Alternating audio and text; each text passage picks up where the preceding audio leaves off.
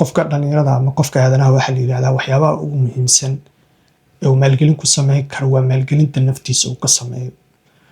Buugta la akhriyo, jirkoo la dhiso, cunno fiican oo la cuno, caafimaadkaada lala socdo waa waxyaabaha self la yiraahdo maalgelinta la yiraahdo oo nafta qofka markaasi uu naftiisa ku maalgelinayo.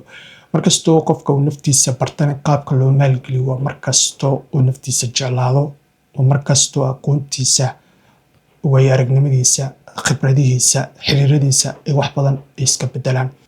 Assalaamu calaykum, kulanti wanaagsan. Waxaan ku rajeynayaa inay galab qurux badan ku tahay, isku soo noqod wanaagsan mar kale. Muuqaalka waa muuqaal yar oo kooban oo muuqaal yar oo ballaan ugu talagalay bal inaan wax yar kaga hadlo dadka akhriska jecel iyo buugaag muddo aan sugayo oo yalkan aan ku hayo oo aan kula wadaagi doono. Bishan dhamaatay ama bishii toddobaad buuggan ayaa ahaa buugta ama buuggan ayaa ahaa buuggan akhrinayay oo Safiirka la yiraahdo. Waxaa qoray Peter Bridges, waxaana turjumay Kamal Murjaan. waa buug diblomaasiyadda iyo safaaradaha qaabka ay u shaqeeyaan iyo ahmiyadda gaarka ay leeyihiin safaaradaha dalalkooda ku matala dalalka kale. aad wax badan ka faa'iidi kartid. Sheekooyin aad u fara badan ayaa ku jira, qisas aad fara badan ayuu ka sheekeynayaa ninkan odaga Peter Bridges la yiraahdo. Safiirkii Mareykanka uu fadhiyay Soomaaliya 1984 ilaa 1986. 2 sano khibradiisa iyo waayo aragnimadii uu Soomaaliya ka kororsaday ayuu buuggan oo ku soo koobayaa.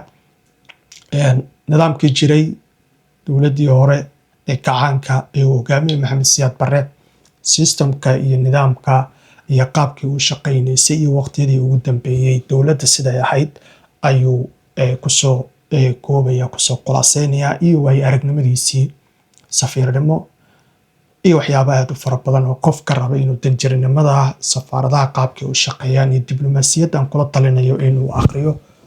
Buuggan Safiirka waa buug af Soomaali lagu turjumay, aad iyo aadna u qiimo badan. Lahjadda lagu turjumayna ee tahay lahjad aad u qurux badan. Marka haddii aad diblomaasiyadda danaynaysid, waxaan kugula talinayaa buuggan inaad akhrisid. Waa buug runtii aad u qurux badan. Aniga bishan ayaan dhameeyay 12 buug ee sanadkii aan khulaaseyn doono. hadduu Ilaahay ka raali noqdo waan ku soo dari doonaa hadduu Ilaahay naftaygu simo. Marka intaa laga yimaada buugtu aad baan u maalgashtaa. Qofka dhalinyarada ama qofka aadanaha waxa la yiraahdaa waxyaabaha ugu muhiimsan ee uu maalgelin ku sameyn karo waa maalgelinta naftiisa uu ka sameeyo. Buugta la akhriyo, jirkoo la dhiso, cunno fiican oo la cuno, caafimaadkaada lala socdo waa waxyaabaha self la yiraahdo maalgelinta la yiraahdo oo nafta qofka markaasi uu naftiisa ku maalgelinayo. Markastoo qofka uu naftiisa bartana qaabka loo maalgeliyo waa markastoo uu naftiisa jeclaado, oo markastoo aqoontiisa, way aragnimadiisa, khibradihiisa, xiriiradiisa wax badan iska bedelaan. Marka buugta aad baan u maalgashtaa. Bishii hal buug inaan akhriyo waxa weeye go'aanada noloshayda ay gaartay ayay ka mid tahay. 2021 ilaa iyo maanta kula hadlayna buug aad u fara badan ayaan akhriyay. Inkastoo sanadkan aan joojiyay buugta PDF-ka oo aanan akhrinin, audio-ga aan waxyaabo la khulaasiyay aan ka dhageystay, laakiin majority-ga buugta PDF-ka sanadkan ma akhrin. Hal buug oo PDF ma akhrin ama Kindle-ka nooca la yiraahdo ama e-bookska. Marka inta laga yimaado 2 buug oo aad u qiimo badan oo taariikh ugu leh ayaa halkan kugula wadaagi doonaa. 2dan buug waxaan ka dalbaday dalkii. Waxaan u dirsaday dad aad u fara badan. Ma dhihi karo adigu, dad kooban ayaan ka codsaday markay dalka tagaan inay ii soo qaadaan ilaa Hargeysa, ilaa Muqdisho, ilaa magaalooyinka Soomaalida ay degto. Nasiib xumo ma suurtagelin. qaar badan way ii cudur daarteen. Qaarkii iigu dhowaa way ka soo waayeen deegaanadii markaa ay booqdeen. Marka ma qornayn wax walbane waqti ayay leeyihiin. waxa qorneed maanta inay halkan soo gaaraan. Marka waxa ii soo qaaday mid ka mid ah saaxiibadayda aadka iigu dhow oo aan aadka saaxiibada u nahay waqti badanne aan saaxiibo nahay. oo saaxiibada aadkay ugu dhow markaa leeyahay waa igaga duwan yahay saaxiibada kale. qof walba aan saaxiib uguma yeero, dabeecadaha aan leehayna qaybka maahan. laga yaabaa saaxiib iska waran inaan ku dhaho, laakiin dad micnaheedu maahan inaan saaxiib nahay. saaxiibadaydu way igaga duwan yihiin saaxiibada kale. marka intaa laga yimaado, saaxiibkayga aadaan ugu mahad celinayaa. isaga la-aantiisa, dadaalkiisa iyo kartidiisa uu igu soo qaaday halkan maysa soo gaarin. marka aadaan ugu mahad celinayaa. ilaahayna ha barakay saaxiibkayga. buugga koowaad oo aan dalbaday waa buuggan President Aadan Cabdulle, His Life and Legacy, uu qoray Maxamed Ciise Turunji, qoraa maaragtay Soomaaliyeed, abukaatayaashii Soomaaliya kamid ahaa jiray. buugga qoray ayaa halkaa ii saaran oo aan akhriyay sanadkii 2022 oo aad u weyn. buugganna wuxuu ka mid yahay buugaagta uu qoray luqadda Ingiriishka ayuu ku qoran yahay. waana buug aad u kooban, sidaad dareemi kartid. waa hard cover ama coverkiisa aad u adag yahay, maahan paperback maahan.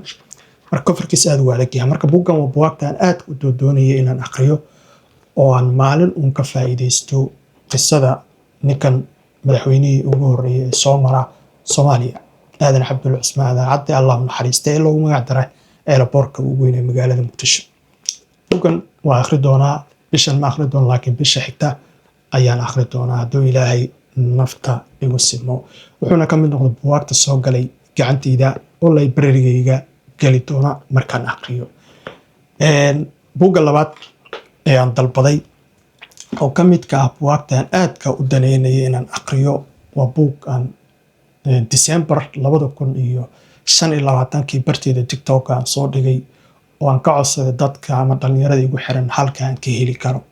buugga Amazon wuu ka go'an yahay, out of stock waaye, marka wuu ka go'an yahay. wax badan baan raadiyey, mar walba Amazon waan ka fiiriyaa, waa ku laalaabanayay ilaa iyo markii dambe aan ka waayay. alxamdulillaah waxaa qorneed in saaxiibkay uu soo qaado. buuggan magaciisa waa taariikhda afka iyo bulshada Soomaaliyeed, daraasad af iyo dhaqan. waxaa qoray Cabdalla Cumar Mansuur ayaa qoray. waa nin aad iyo aad maaragtay bahda qoridda iyo bahda afka iyo dhaqanka aad iyo aad ugu wanaagsan. Cabdalla Cumar Mansuuri. buuggan aad u daneynayay inuu gacanteyda soo galo, inuu ka mid noqdo buugaagta aan akhriyo. aad iyo aad u daneynayay, laakiin maanta alxamdulillaah ugu dambeyn gacanteyda ayuu soo galay. bisha maanta waa 3 taariikhda aan duubay muuqaalkan. waxaana bilaabi doonaa isla galabta, inkastoo hadda galab aan ku jirno, laakiin markaan muuqaalkan dhameeyo ayaan bacda ka furi doonaa oo aan akhri doonaa. waxaana rajaynayaa bisha markay dhammaato inaan buuggan aan gabagabeeyo oo bish 9aad aan buugga kale aan akhriyo. marka buugaagtu waxyaabaha investmentiga aan ku sameeyo oo ka midka ah waxyaabaha qofka naftiisa oo investment uu ugu sameyn karo ama uu maalgelin karo. marka aad iyo aad ugu mahad celinayaa saaxiibkayga ii suurtageli inay labada buug isoo gaaraan. ilaahay ka sokow, isaga ayaa sababteeda lahaa inay maanta halkan soo gaaraan. marka aad iyo aad ayaan ugu mahad celinayaa dhalinyarada muuqaalka daawatay, akhristayaasha daneeya akhriska iyo qoraalka, iyagana aad iyo aad ayaan ugu mahad celinayaa. marka haddii labadan buug aad akhrisay, qaybta faallada igula wadaag. haddii aad daneynaysid inaad akhrisane, sidoo kale qaybta faallada igula wadaag khibradaada iyo waaya aragnimada, ama waxaad ka dhaxashay ama waxaad ka faa'iiday labadan buug aan halkan aan kugula wadaagay. marka muuqaalka intaa ayaan jeclaystay inaan kugula wadaago. hurdo ayaan ka soo kacay, xogaa tamar ayaan soo qaatay si aan recovery u sameeyo. aad baa u daalnaa, marka recovery saa u sameeyo waa inaan seexdaa. saacadii barcamal ayaa hurdayay, marka codkayga weli hurdaa ku jirto, indhayga xataa waa yara gaduudayay, laakiin muuqaalka inaan duubo ayay ahayd, waana duubay. marka aad u mahadsan tahay. haddii halkaa ila soo gaartay, waxaad iigu reebtaa qaybta faallada aragtidaada. sidoo kale buugaagtaad akhrisay ama buugaagtaad igula tali lahayd inaan akhriyo sanadka inta ka dhiman oo aan dalbado. aad iyo aad kaaga mahadcelinaya mar labaad iyo mar saddexaad. tan intaa muuqaal mid kale ku kulmi doono, waxaan kaaga tegayaa sidaa iyo nabadgelyo.